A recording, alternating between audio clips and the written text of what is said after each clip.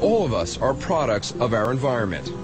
What we eat, what we drink, the air we breathe. All of it shows up inside us. And doctors don't like what they're finding in adults and especially in kids.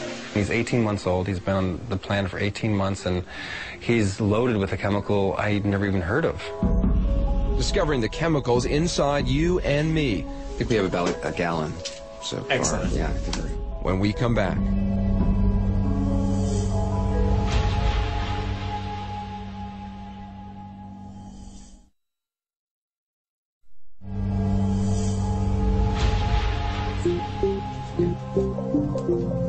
I don't like going to the doctor, so this is no fun. Not a big fan of needles. I'm here for what's called a body burden test. It's not the most pleasant of procedures. It'll take 120 cc's of blood, almost a pint, for scientists to look at traces of 250 industrial chemicals in my body. Let me just ask you, Sure. have you ever had anyone pass out from giving so much blood? I haven't had anyone pass out. I've had people get nauseated a little bit. Well, let's get you some orange juice just so that you can fuel up after some sugar. Public health experts are only beginning to understand what harm, if any, low-level chemical exposure can cause. Dr. Leo Trasande worries most about children. We're currently in an epidemic of chronic disease among American children. Rates of asthma, childhood cancers, birth defects, and developmental disabilities are all on the rise, and increasingly they're being attributed to chemicals that we're all exposed to on a day-to-day basis. You consider it an epidemic? I do consider it an epidemic. Rowan and Michaela Holland are some of the first children to sound the alarm. In the beginning, I wasn't worried at all. I was fascinated. You made this science class for us? Is that what you said? 3 years ago, when this video was taken, the entire Holland family decided to get body burden testing for a story in the Oakland Tribune. Their son Rowan was just 18 months old. At the time, he was the youngest child in America to ever be tested for chemical exposure. Michaela was just 5 years old. I thought that would be really interesting to see, you know, if mom and dad are high in something, would the kids be high in it too? Their chemical exposure levels were high, but then they got the kids' results, and they were shocked. Rowan and Michaela's levels of chemical exposure were 2, 3, and 4 times that of their parents. For phthalates, also called plasticizers, found in plastic bottles, personal care products, and medical devices. For PCBs, they were used in electrical insulators in refrigerators and microwave ovens and banned in the late 1970s. But one number stood out, Rowan's level of PBDEs, a class of flame retardants found in everything from foam cushions to rugs to mattresses to casings of electronics. They were nearly 7 times the levels of his mom and dad. He has 2 to 3, or at the time of testing, had 2 to 3 times the level of flame retardant in his body that's been found to cause thyroid dysfunction in lab rats. PBDEs are neurotoxins. They throw off normal brain function in lab animals. So could they be doing the same to children or adults? The answer is we don't know.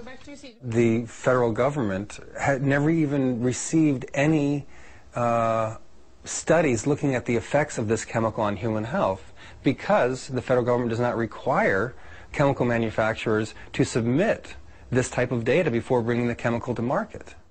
You heard right. The Environmental Protection Agency, which is responsible for chemical regulation, doesn't require manufacturers to test for the effects of new chemicals on human health before getting approved. What's more, the approval process can take as little as 90 days. Compare that to the years it can take for pharmaceutical companies to get new drugs approved. The EPA declined to do an interview with us, but told us in an email, quote, if during the new chemical review process, EPA determines that it may have concerns regarding risk or exposure, the EPA has the authority to require additional testing. But of the 1,500 new chemicals submitted each year, their records show that only happens 10% of the time. Back at New York's Mount Sinai Medical Center, it's taken 2 months, but I'm finally about to learn the results of my body burden test from Dr. Leo Trasande. So, how are the results? Well, as you recall, a couple months back we drew quite a lot of blood and... I'm nervous here. Well... You're not reassuring me. We tested you for 246 synthetic chemicals, and you tested positive for more than 100. Wow. Even a chemical way back to the 1970s, DDT, which we detected in your body. So I have DDT in my body. You have DDT in your body.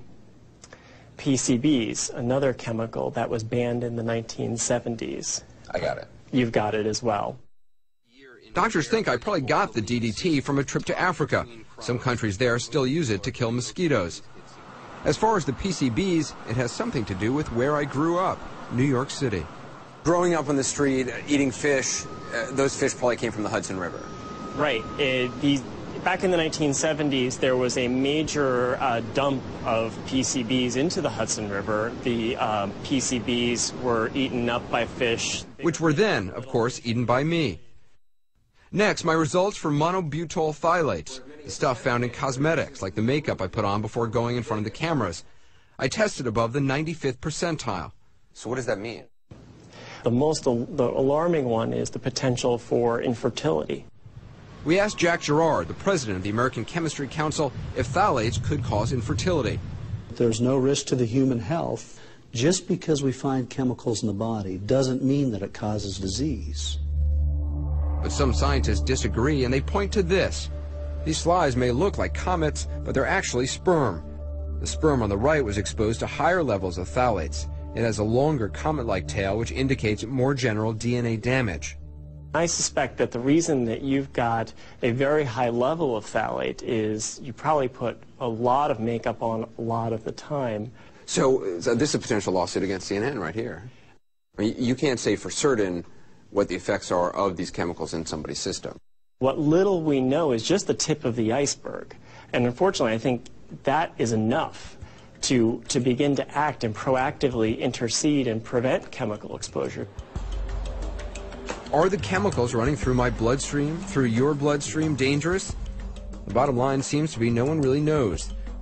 The question is that good enough?